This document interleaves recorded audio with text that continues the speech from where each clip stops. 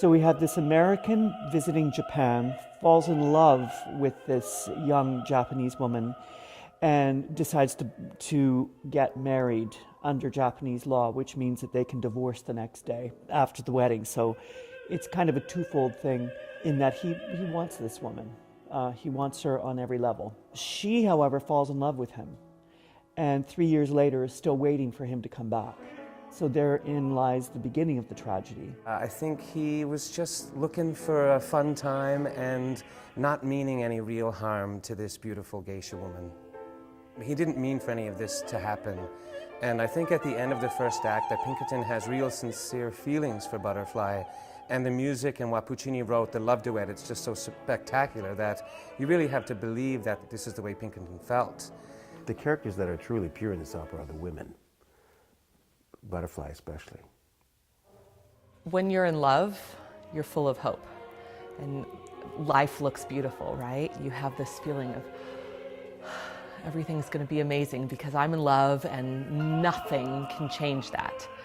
And so you have this feeling throughout the opera where Butterfly is just so in love with Pinkerton up until the very end when she finds out that Pinkerton is in fact married.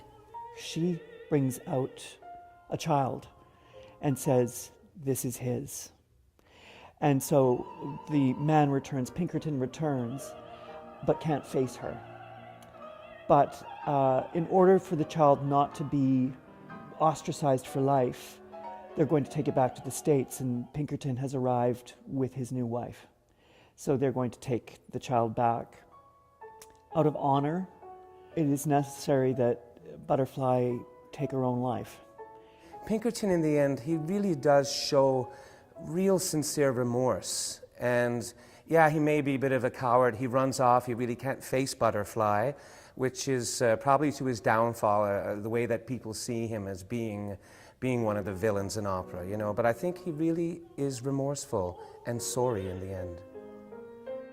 We always want things to turn out. And even though logic says that they may not, we still hold out a glimmer of hope, just as human beings do. I mean, we do it on a daily basis.